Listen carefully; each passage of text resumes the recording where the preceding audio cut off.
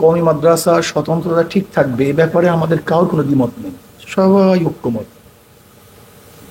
কওমি মাদ্রাসার ভিত্তি যে স্থাপিত হয়েছে সে উসুলে হাস্তেগানোর উপরেই কওমি মাদ্রাসা চলবে।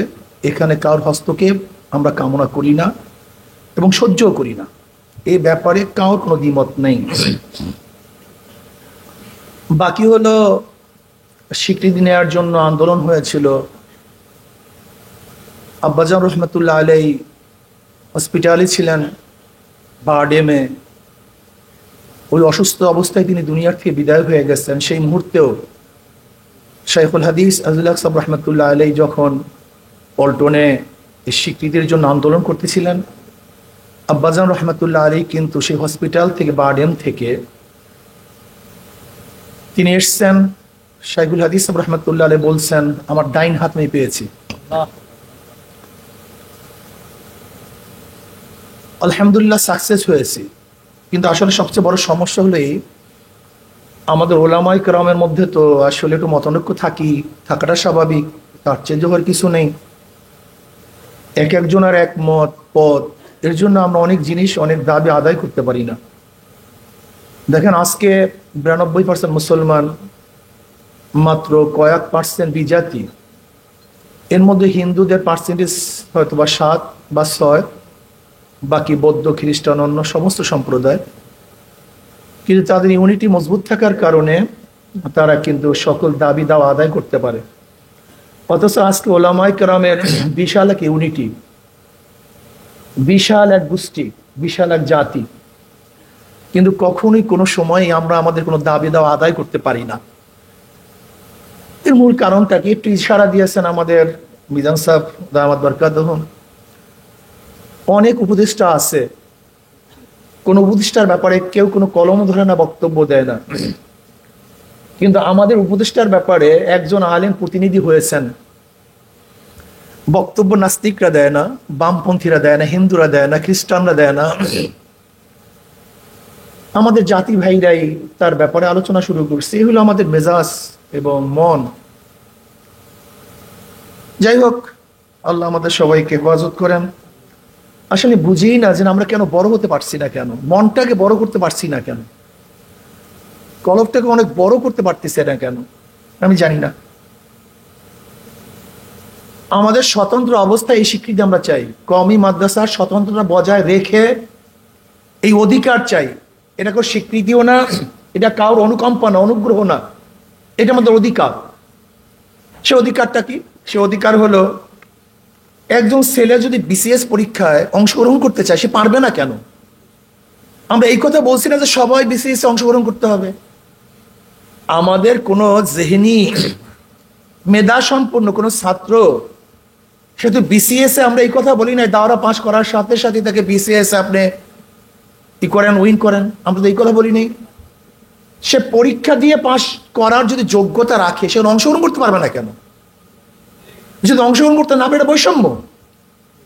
আমি তো এই কথা বলছি না, আমরা এই দাবি করছি না যে আমরা দাওরার সার্টিফিকেট দেবো, আমাদেরকে বিসিএস ক্যাডার বানায় দেন, এই দাবি তো আমরা করছি না।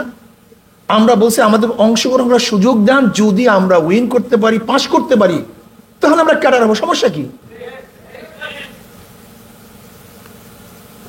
দেখেন 92% মুসলমানদের এই কান্ট্রির মধ্যে সবসময় অন্যান্য সংখ্যা লঘুদের দিকে তাকিয়ে আইন করা হয়েছে, কিন্তু সংখ্যা গরিষ্ঠ মুসলমানদের দিকে তাকিয়ে কোনো আইন করা হয় নাই। আপনি দেখুন, আজকে যখনই আমরা উচ্চারণ করি, কি বলি?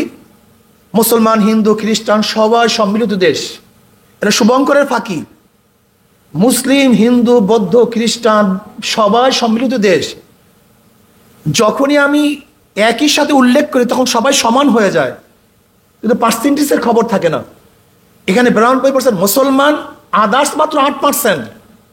কিন্তু যখন আমরা আলোচনা করি, তখন আলোচনা করি মুসলমান, হিন্দু, বৌদ্ধ, খ্রিস্টান, কিন্তু আমাদের বৃহত্তর পার্সেন্টেজ এই খেয়াল আমাদের কাউর থাকে না।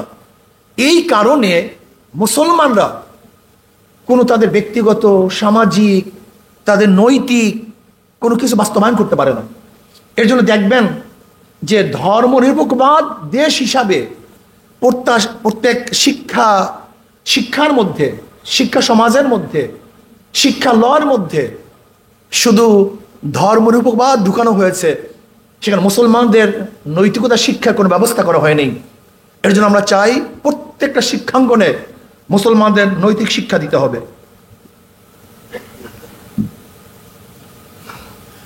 ইসলামিক ফাউন্ডেশন সহ বিভিন্ন ইসলামিক গবেষণা প্রতিষ্ঠানে আমাদের নিয়োগ দিতে হবে। দেখা যায় ইসলামিক ফাউন্ডেশনে কওমি মাদ্রাসার ছেলেরা ডাইরেক্ট নিয়োগ নিতে পারে না, সেখানে চাকরি করতে পারে না, খ্যাতবোধ করতে পারে না। আমরা চাই এই সমস্ত প্রতিষ্ঠানগুলিতে ডাইরেক্ট কওমি মাদ্রাসার ছেলেরা সেখানে অংশগ্রহণ করতে পারবে। মডেল মসজিদ সহ যে কোনো মসজিদে আমাদের কওমি সন্তানরা সেখানে খ্যাতবোধ করতে পারবে, ইমামতি করতে পারবে। কিন্তু দেখা যায় সেখানে আমাদের কওমিয়ানদের সার্টিফিকেটকে সরকার অ্যালাউ না করার কারণে মডেল মসজিদে আমাদের কওমি ছাত্ররা সবচেয়ে যোগ্য, তারপরও তারা সেখানে খ্যাতমত করার সুযোগ পাচ্ছে না। আমরা চাই মডেল মসজিদ সহ প্রত্যেকটা মসজিদে আমাদের কওমি সন্তানরা যেন খ্যাতমত করতে পারে। দেখেন, আজকে বাংলাদেশের সবচেয়ে বড় প্রবলেম হলো দুর্নীতি। এই দুর্নীতির কারণটা কি? অনৈতিক চাকরিজীবীরা, কর্মচারীরা সেখানে চাকরি করার কারণে আজকে গোটা বাংলাদেশের দুর্নীতিগ্রস্ত হয়ে গেছে। কাজে আমরা চাই যারা নৈতিক শিক্ষায় শিক্ষিত, যারা আল্লাহকে ভয় করে, এরকম আলেম সমাজ, সামরিক, আধা সামরিক বাহিনী সহ বিভিন্ন বাহিনীতে ধর্মীয় শিক্ষক নিয়োগ দিতে হবে। আপনার পুলিশ, মিলিটারি, র্যাব, বিজেপি সমস্ত জায়গাতে আমাদের কওমি ছাত্ররা যেন অংশগ্রহণ করতে পারে সে ব্যবস্থা করতে হবে। আমাদের জেলখানার যেই সমস্ত আসামিরা থাকে, যদি ঢোকে চোর বের হয় ডাকাত, যদি ঢোকে ডাকাত বের হয় খুনি, এর নৈতিক শিক্ষা না দেওয়ার কারণে।